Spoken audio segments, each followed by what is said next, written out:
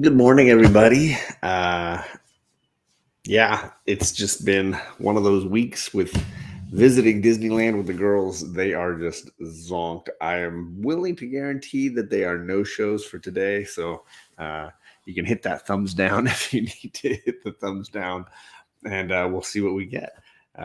Bagels are ready, comics are ready, conversations are ready. You're here.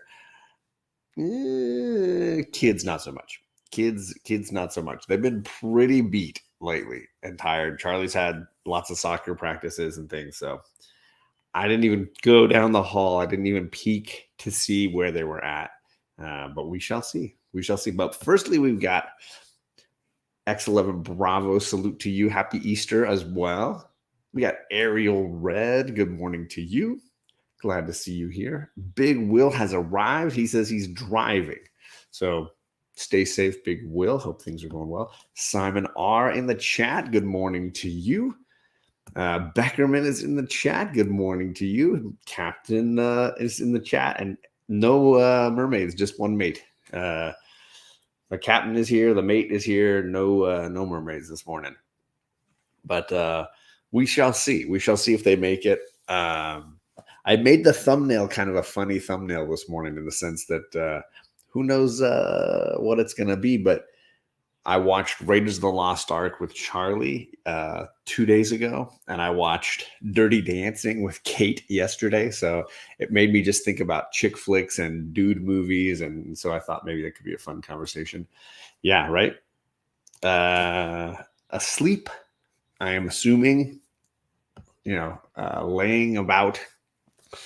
They've just been exhausted lately, so I was not even going to push it. I was not even going to knock on the door and check. I was just like, you know what, it's good. Let them crash. Enjoy the weekend. Charlie's had this week off from school because it's her spring break. Kate had the week before, so I think they're just both a little out of sorts on their time and their schedules. So instead, it's just this guy.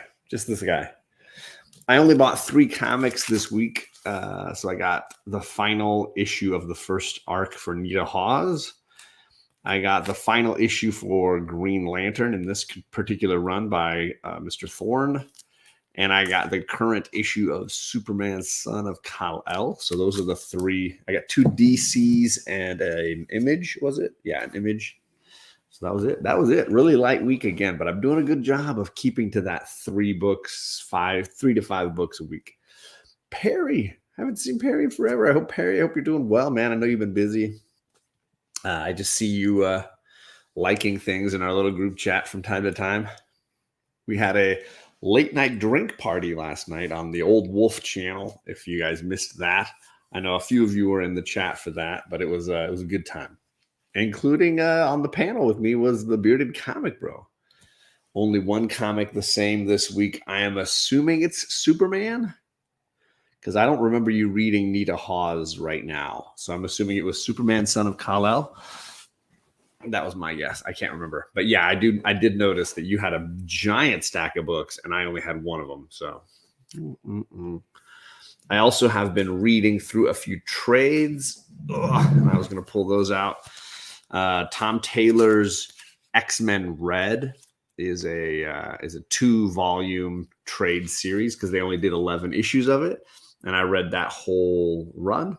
So I took a little time to read that, and I read this indie from Image called Infidel, which is kind of like an update of a Poltergeist kind of a story. Super creepy. I had gotten into a discussion at my LCS about comic books that can genuinely scare you, like comic books that, because I was complaining about horror comics sometimes just are boring and they don't necessarily scare you. Like Gideon Falls, I felt like planted some creepy seeds, and I was like, oh man, there's something that's going to fester a little bit, and so that was cool. This one definitely falls more into that category of something that definitely is creepy and really more than just a horror comic, which I think can get a little boring. Horror comics don't always stick the landings for me. So something to talk about there. Let's start with that one. Hey, since the kids aren't here and I can talk a little bit freely about horror books. So this one, I don't think I'll be able to successfully pronounce the names. Bichesot and Campbell. The book centers on an apartment building that has had a bit of a history to it. And in the apartment building, there was what they called a terrorist attack, but was a small explosion, and it didn't hurt the foundation of the building. So the building was repaired and people kept living in it. But there's sort of some malingering evil in the building itself. And the main character, this woman here on the cover, she's a young Muslim woman, and she is married. She had just married a man who has a daughter from a previous marriage. So she's just become a stepmother. And the family dynamic is very complicated. And people in both her family and in his family are not happy with the sort of blended religious marriage that they have. Also, people in the building are very skeptical of her because of the incident that had happened long ago and the fact that she's a Muslim. So there's this like underlying fear that she is somehow responsible for what happened, or that her religion is responsible for what happened. And so all of these things start coming out in the form of evil spirits. And the building itself seems bent on causing a lot of hate and havoc among the residents. So it's really, really intense, based a lot on, popular culture right now, but the social comments that it's making, as well as the horror genre elements that it plays with, both really effective. Let's see. We got Miss So here. Good morning to you, Miss So. I did not make myself a beverage. I'm off my game today. I'm just off my game. I got the chance. Got the chance to hang out with this guy on Wednesday at Disneyland. I hope you're doing well. I know, JD, you were saying you were going back to Disneyland, I think yesterday, right? I thought it was yesterday. But it was a lot of fun. Talk about a guy who knows his Disney, man. He's been an annual pass holder for a really, really long time. And he was breaking down a ton of stuff with us. It was a lot of fun. Horror comics are difficult to execute. Some early Vertigo books did it well, especially the pages of Hellblazer or Sandman. And I've read enough. For me, I think Hellblazer never hooked me. I like the character of John Constantine, but I always prefer him in small doses. And every Hellblazer I read, even the ones that I thought were very interesting, they never I never finished and was like, I want to read more of this. I always finished and was like, let's get something different.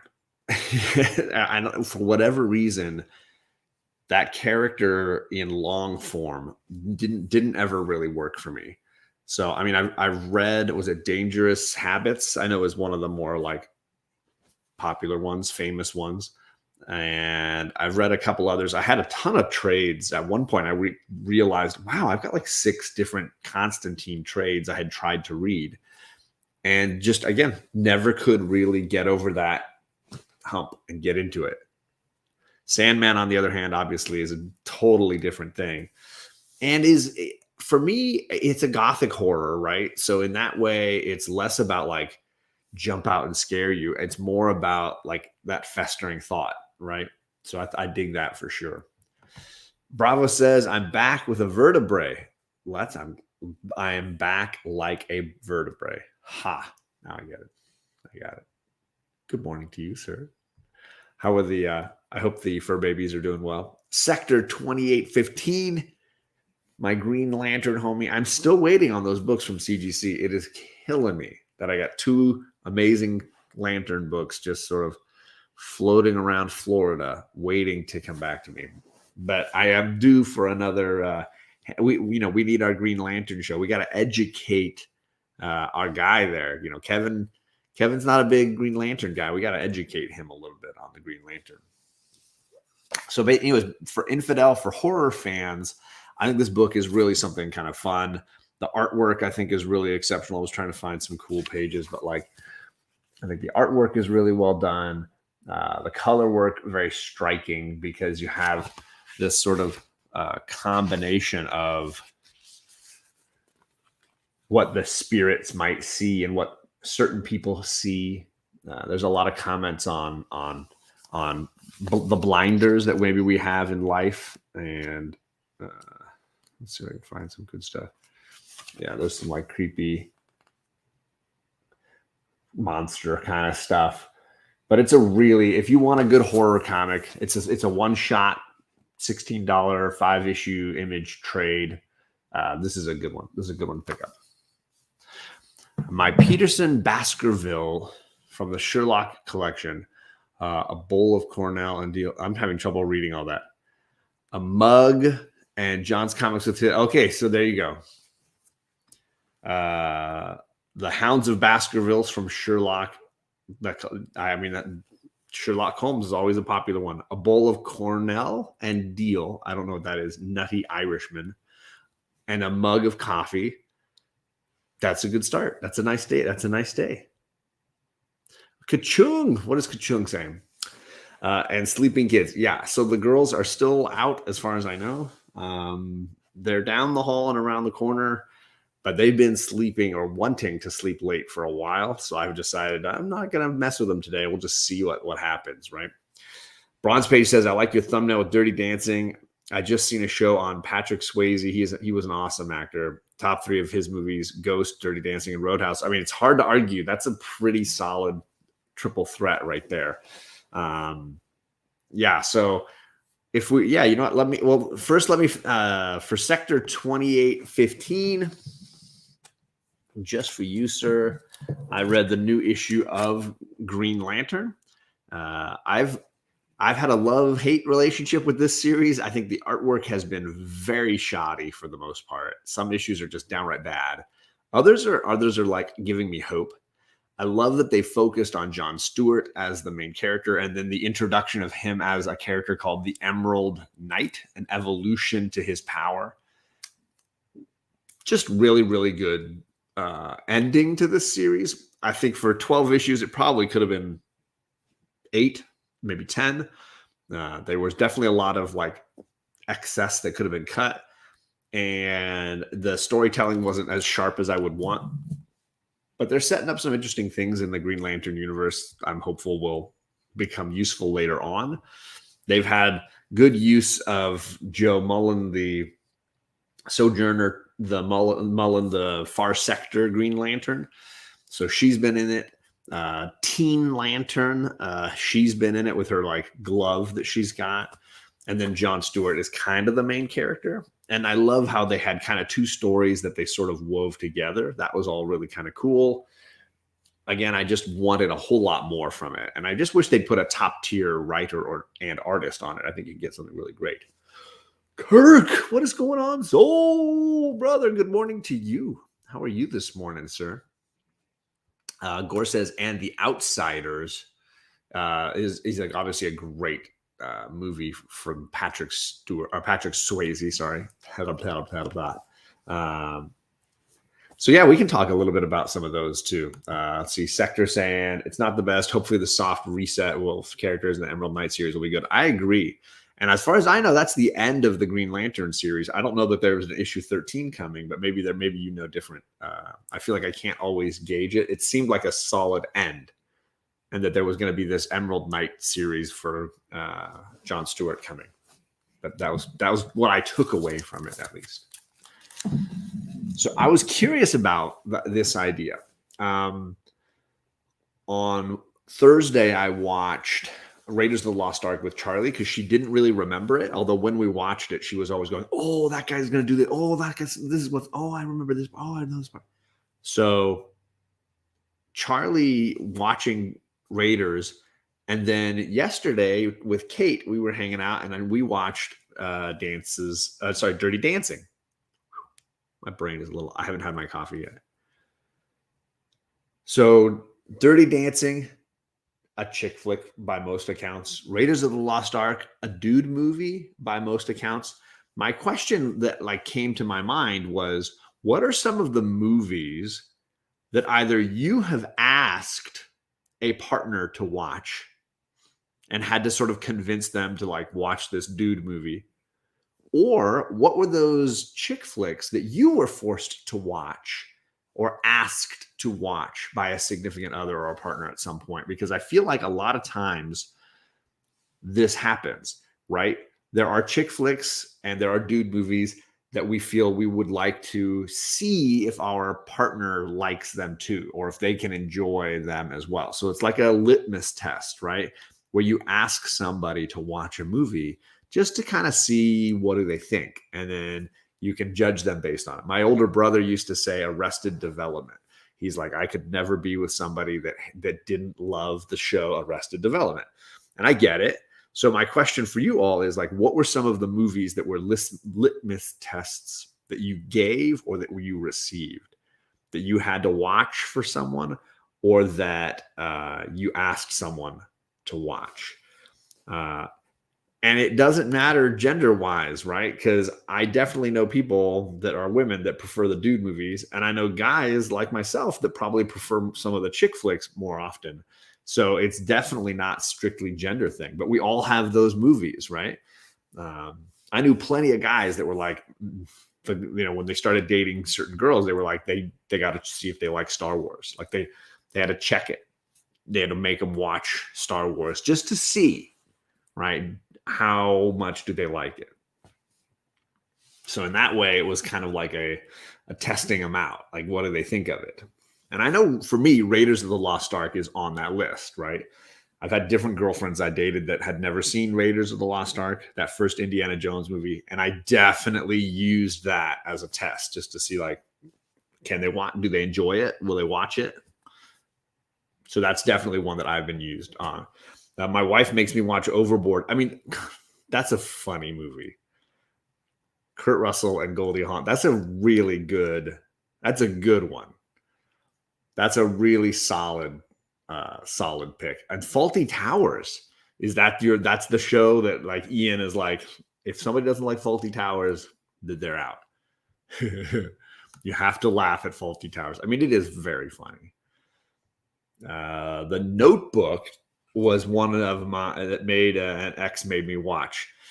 And that one, I mean, is as a complete chick flick, right? It's definitely a romantic comedy, not even a comedy, just a romantic drama, but a powerful one. I mean, you talk about James Garner at the end of the movie and sort of the journey his character's gone through.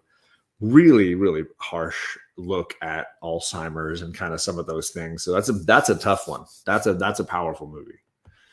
Gore says, I don't really have a litmus test when it comes to art. Like Paul Newman said about his successful marriage to Joanne Woodward, Joan goes to the ballet, I race cars. But don't you want to share some of those things with each other too? You know, I'm sure he had to go to the ballet at some point, and I'm sure she went to the racetrack at some point, right? There's that little bit of crossover. Not that they have to share all of those things all the time, right? Believe it or not, the new Dune and Halo and Moon Knight shows. Liz has no interest in any of them. It's funny, right? It's funny how there's sometimes these unusual gender or age lines drawn for things, right? Ariel Red says Monty Python. We watched The Holy Grail with the girls just recently. That's a great movie. Okay, so I'm glad you enjoyed The Notebook. I know there are moments that are a little cheesy. I prefer Benjamin Button, which is basically some of the same story elements, but I something about the way they did Benjamin Button just really hooked me. The original Overboard, Swept Away, an Italian film, was much better and a grimier end. I guess it's I guess, right? Because isn't Swept Away, aren't they on an island in that? Aren't they stuck on an island in Swept Away? Because they remade it with Madonna, right? Didn't they make a remake of Swept Away with Madonna? And I was like, eesh. And then they did a remake of Overboard not too long ago where they gender swapped they gender swapped it, and it was like a rich Latino guy and his like maid, and I can't remember the blonde lady who played the maid, but they redid a gender swap of that as well. Simon R says, "Yeah, I like chick flicks as much as like 9 months with Hugh Grant, and Robin Williams, Blind Date. Oh my gosh, Bruce Willis and Kim Basinger. That is hilarious. I just saw the box for that. I was the poster for that recently, cruising through HBO. I think that's hilarious. I mean, I hope everybody would laugh at Faulty Towers. I'm just saying. What's up, Michael? Good to see you. How are things? Gore says, yes, they're on an island, and the guy is a communist, and the woman is a bourgeois. Yeah, right. I remember the original, and then I didn't see the Madonna version. Kachuk says, we found our litmus tests when we were first dating. Once you're together, it's about compromise. Oh, for sure. But at the beginning, when you're first dating, some of those tests are like, does she like this movie? Does he like this movie? Can they laugh at the same things I laugh on this certain show or whatever? Simon says, I had Ariel watch As Good as It Gets, which was filmed around my neighborhood. Love Actually, also Her Alibi with Tom Selleck. I forgot about that one. That's a good 80s. Tom Selleck was very big in my household growing up. Magnum PI. My mom was obsessed with Tom Selleck.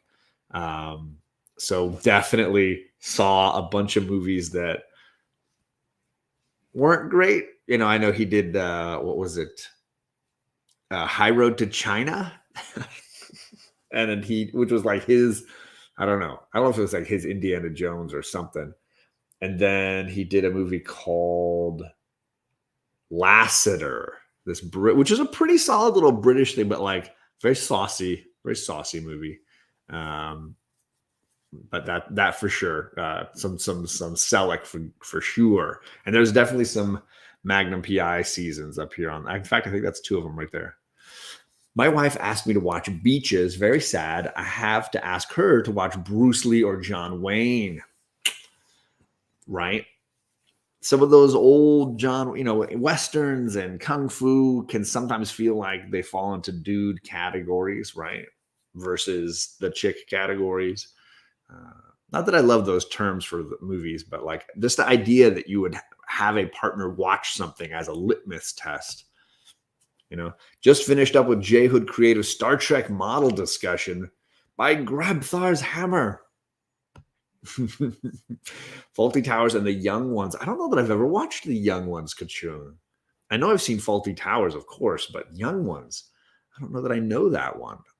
Yeah, apparently, Ariel, you did well. Hopefully he did okay as well. I mean, yeah, how do you not? I mean, I remember watching Simon and Simon and Magnum PI and a lot of those like detective shows in that era. Big fun. Oh, he did do Folks. Yeah, Tom Selleck in Folks. Yep. High Road to China was a hidden gem, right? I remember High Road to China pretty well. Bruce Lee boyfriend test, says Old Wolf. My wife and me watch Grease. Ooh, had you watched Grease? I mean, that's a good movie, right? Summer loving, had me a blast. I think I think Grease is a good one. That's a lot of fun. You get the fun cars. You get Sandy looking all smoking hot at the end. I think that's a. I mean, I know musicals and guys tend to like not really work out, but I think that's a solid. I think I grew up enjoying musicals and rom-coms and things like that. So for me, like I had a very different attitude about what made a dude flick or a dude movie. Let's see here. Go Orvidal saying Cinema Paradiso might be a litmus test. I mean, that's a pretty. I think it's good for 2 reasons, right? Because number one, can they handle a foreign film, which should be a litmus test, right? Because I like foreign films, and I don't think I could be with someone that just was like outright, no, I'm not watching foreign films. But also, it's a great movie history litmus test, right? Because it's a wonderful love affair with motion pictures and the history of cinema. So in that way, it works twice over, right? Simon and Simon, right? Gerald McRaney and was it Jameson? God, wasn't his name Jameson? I can't remember the other guy, Gerald McRaney, and then his blonde brother. I loved that show. Simon and Simon was hilarious, but I had brothers, and we were like, it's about brothers. Let's see, Young Ones and Rick Mayall's Breakout Show. Oh, was Rick Mayall's Breakout Show? I don't know it. I'm gonna have to look for this. Maybe it's streaming somewhere. Not the movie, but my dad and I actually had a big generational gap between us because I was adopted. He loved opera. I was 15 when he dragged me to San Francisco to see the real opera. It was sick. Okay, so I'm assuming that means you liked it and you actually could get something out of it. Because I think some of those things, musicals and whatnot as well, Shakespeare, you gotta see it in the theater, right? You gotta see it in the stage where it's designed. Because I think just listening to opera is not the same, right? Just reading a play, reading Shakespeare is not the same as watching a great actor perform it. And I'm sure I've never been to opera, but I'm sure it would have to be the same, right? Those things are designed to be experienced in person like that. Delphia asked what you enjoy watching with your wife. That is a really good one. I mean, I think I don't know that there were any movies that she was like, you need to watch this. She was a big John Cusack gal, and I loved John Cusack too. So I think we kind of bonded over some of those. So like Better Off Dead and Say Anything. I want to say we would just started dating when High Fidelity came out. We saw that together and loved it, and we're just like, oh, what a great throwback to his early rom-coms. Gross Point Blank, I want to say, was a movie that had just come out on video when we started dating. So there was definitely some John Cusack love going on there for the both of us. I think to this day, I think his earliest stuff, Sure Thing, definitely high on the list, and Better Off Dead definitely came up a ton for us, and we would watch those whenever they came on. Was it Summer? What was it? He did one with Demi Moore. Summer.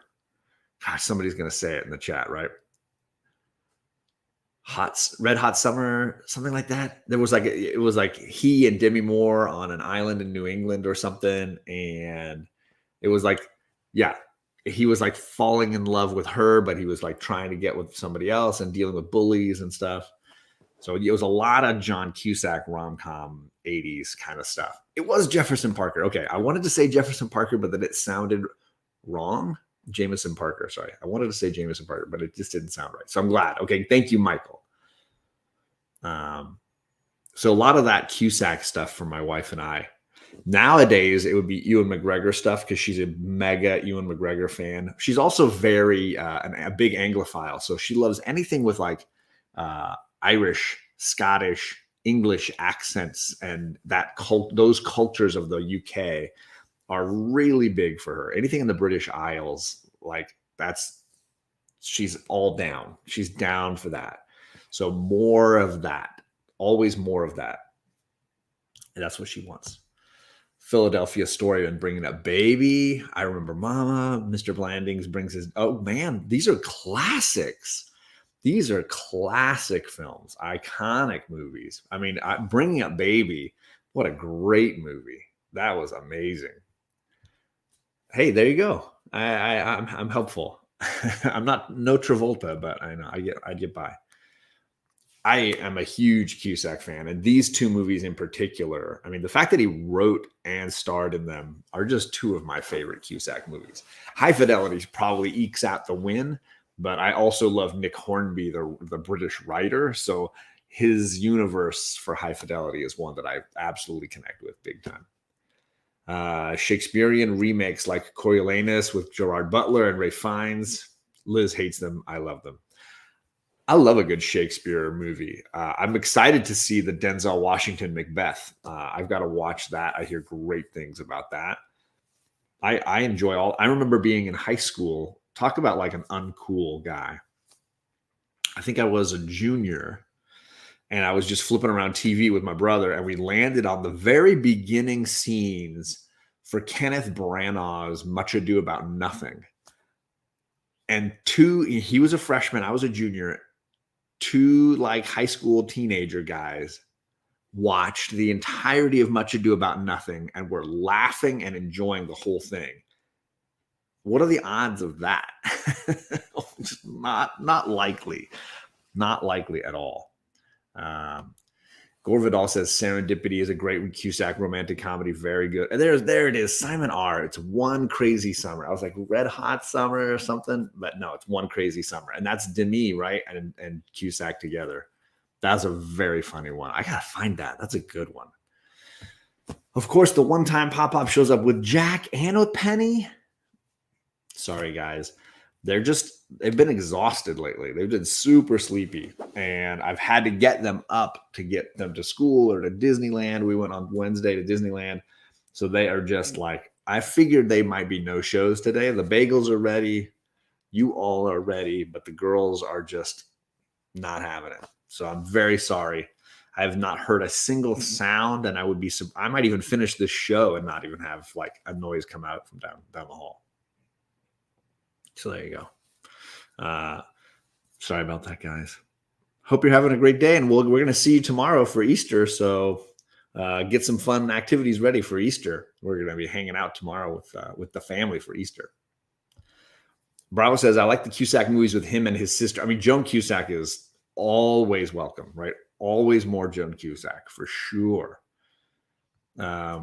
Reading Hamlet and Wuthering Heights together when I was a teenager made me a book lover. I mean, I get it. I just also understand that a lot of people who don't like Shakespeare and have trouble connecting with Shakespeare spent high school reading it and not experiencing it through performance, right? And I think that's a big part of it for me. Speaking of Shakespeare, there's an amazing comic out right now called No Holds Barred. Oh, I like the play on words there. No Holds Barred from Behemoth. It's literally written in iambic pentameter. Dang. That's impressive. That might be something to check out. Thank you. Yeah, see, that's my reaction right there. The mind-blowing reaction. Ariel says, Phantom of the Opera in the theater was an amazing experience that Simon has gifted and tolerated me through so many times that he will definitely say he likes it now. Certainly music can be a litmus test. Theater can be a litmus test. These things that mean something to us and we would like them to mean something to our significant others, right? That we would want our partner to appreciate the same way that we do. Comics is an interesting example because I know my wife is not really interested in reading comics, but she'll watch the movies and the shows, and she knows a ton. She is incredibly knowledgeable now on the names of characters and their alternate identities and all these things. She's seen everything. But I don't know that she would necessarily choose to pick up a comic book and read it. She's not a huge reader first and foremost. She prefers nonfiction books primarily. She wants to read interesting histories and things like that. She's not really a big fiction reader. So comic books are not really high on her priority list. But I never had comics as a litmus test.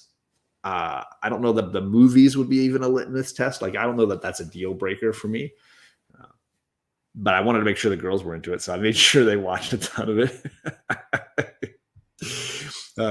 John Cusack, did you see Journey of Natty Gann? I mean, he's got a small part in that. But I also recently watched or rewatched Stand By Me, where he's got a small little part in that as well. But yeah, both very, hard to watch, kind of sad kind of stories towards the end. Sheena, good morning to you. We're talking about entertainment, specifically maybe movies and shows, but entertainment that we might use as a litmus test for a partner. Things that we might make them watch, whether that's a chick flick or a dude movie or whatever that you might use to qualify somebody as being worth your time, right? Things that you might play out just to see, right? Kachung says, have you ever seen Station 11 on HBO? My wife is watching Station 11. Modern Shakespeare based on the post-apocalyptic world. So my wife's been really into it, and she's almost done with it. When she's done, I think she's going to probably have us all watch it. But yes, she has been watching it when I'm doing shows and stuff. All right, John, One Crazy Summer coming your way. No, don't need to do that. Don't need, I'm sure it's streaming somewhere. Uh-oh. Are you watching me? You're right through this wall, and she's watching. Uh-oh. I sure hope not. She can hear me. She can hear her name. So she's tuned in. She's like listening. Mrs. John is amazing. She is amazing. She is amazing. And there and apparently she's in my chat. Hopefully she's hitting the thumbs up button. Hopefully she's been trained well enough to hit the thumbs up button. It's hilarious. I got my wife watching my channel for the first time, but my girls can't wake up this morning. Con Air, another Cusack movie. I mean, that is really a guy movie, right? Talk about testosterone. That's just a testosterone-fueled movie, one top to bottom, right? Well, the antithesis might be like Pride and Prejudice or Emma, right? Or Little Women, where you're just like, this is an estrogen-filled film, right? So I get it. I can understand if you prefer one or the other, that you would not necessarily be passionately interested in watching something that is so clearly feeling like it's not meant for you, right? So I get it. Dave Collects, good morning, man. Dang, I had Con Air on VHS. Oh, old school, Kirk, old school. I'm trying to think of some of the last VHSs I had. I still have some in the other room that are like the Disney movies, but I mean, like, as far as like, I had a significant VHS collection that I ended up getting rid of at one point because it just was, it was past the time. Not one of the women I've been seriously involved with read comics. They disdain them and can't understand why I like them. One returned unread The Strangers of Paradise trade, but kept Anna Karenina.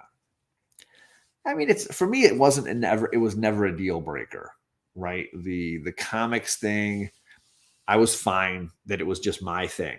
But it was more just about good stories and can they appreciate and enjoy a good movie, show, novel, whatever. That was way more important. Hot Tub Time Machine is one of his better, more recent, right, more modern films. I feel like Cusack doesn't make as many movies anymore, and he certainly doesn't make many comedies anymore. It's kind of a shame. But I've always really liked him as a performer, even when I don't love the movie. He did a movie more about the same time called Runaway Jury that I thought was fantastic. One of the better Grisham novel adaptations. Oh, and there it is. Simon R. right on top of it. Yeah, Runaway Jury. Great movie. Real and mega cast. I mean, Gene Hackman, phenomenal in that movie. Dustin Hoffman. What is the British actor? Rachel Weisz. A ton of really great people in that movie. Sorry, I'll watch Nicolas Cage in anything.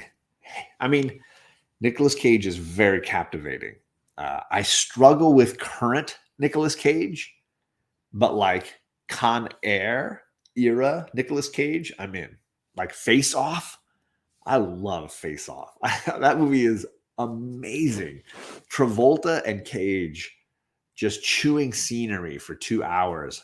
Give me more of that. Like I adore Face Off. That's a great movie.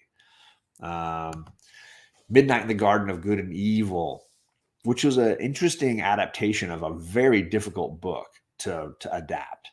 A very odd book, and to try to create a straight through narrative, very challenging. So kudos to the writing, directing team there. That was a really difficult thing to pull off.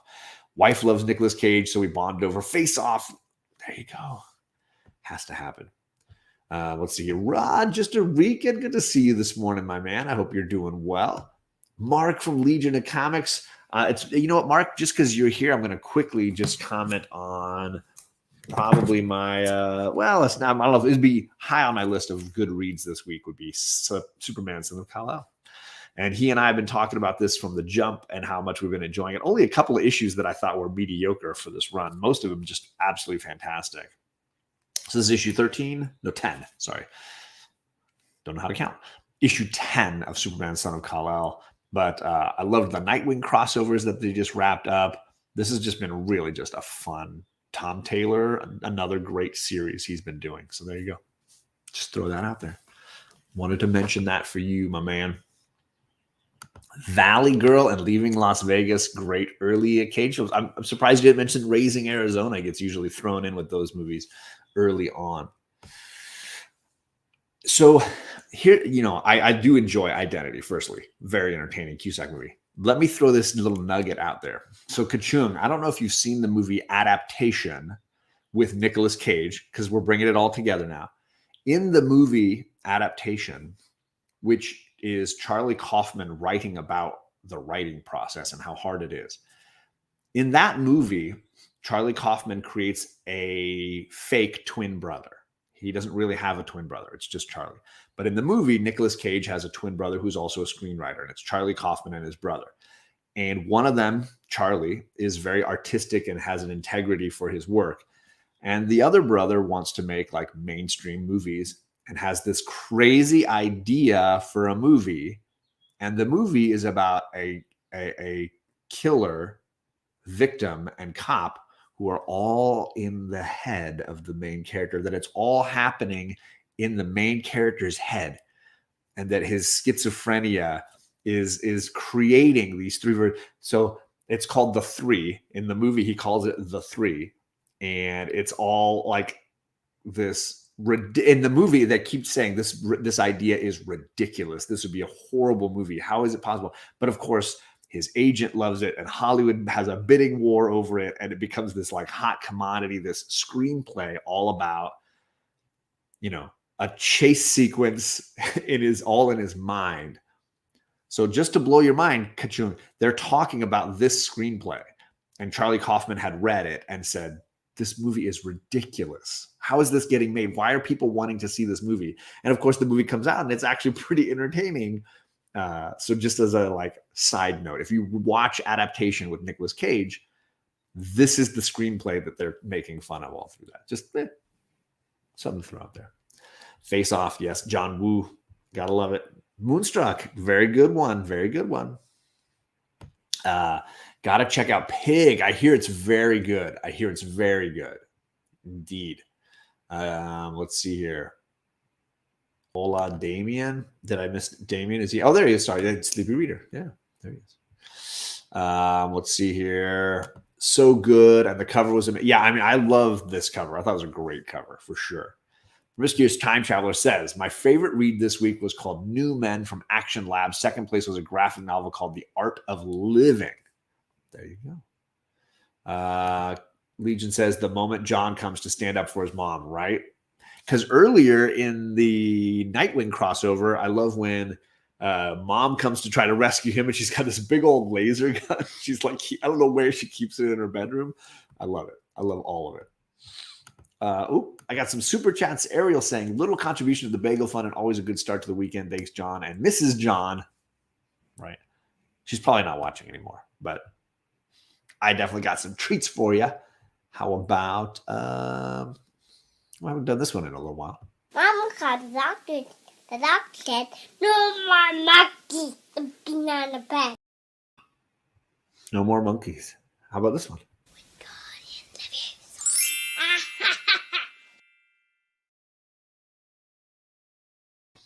And then right after that, I got Simon doing a super chat. He says, thanks, Charlie, Kate, and John for yet another great start. I mean, I'll include them right here because I can just click things and make them appear.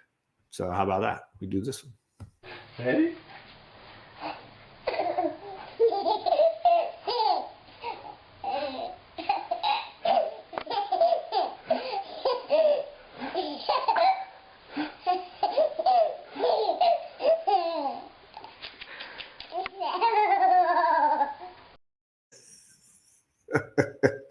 And let's try this one.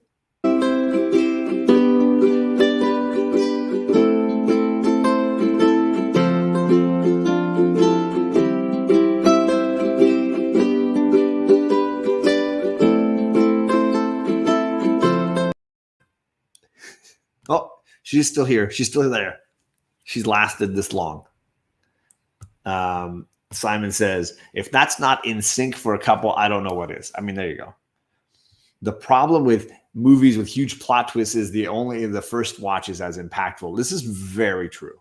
This is very true. That first viewing is the big one, right? But I feel there are movies where the twist works so well, like Memento for me, that I can watch again and again and feel like I find new things and understand intricacies better. But I do agree that first viewing of Identity works better than all the other ones, always. That's a lock. But if you've ever seen Adaptation, it's a really great movie on writing in general, and I really do like it.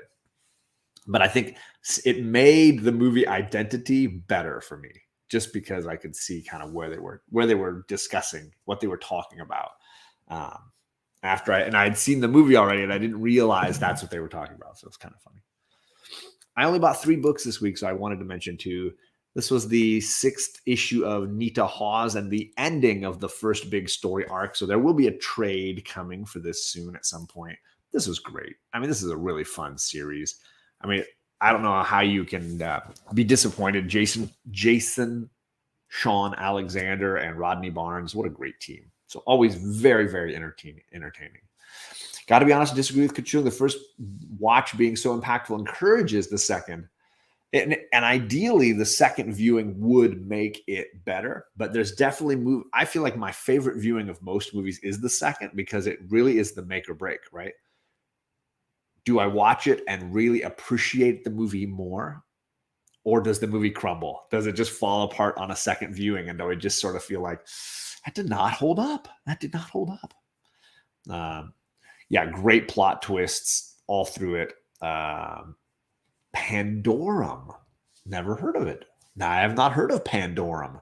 I'm gonna add that to the list. You guys got lots of great options this morning. I appreciate all the possibilities. I'm gonna get out of here. I'm gonna move on. If you want to comment any that people might have missed, your favorite litmus test movies, litmus test music, TV shows, what have you, books, we'd love to hear it. And maybe next week the girls will be back and be able to tell us a little bit about it. Tell us some of their thoughts. I will say Kate really enjoyed Dirty Dancing, and I was happy about that. And Charlie really enjoyed Raiders of the Lost Ark. So I know that in those cases, they were happily enjoying their films. But I would love to have them give a little bit of their thoughts on it as well. Let's see here. Everyone, have a great day, everybody. I appreciate people coming by and hanging with me, even though it's just me. Hopefully next weekend we'll have the whole gang with us. Thanks, everybody, and see you soon.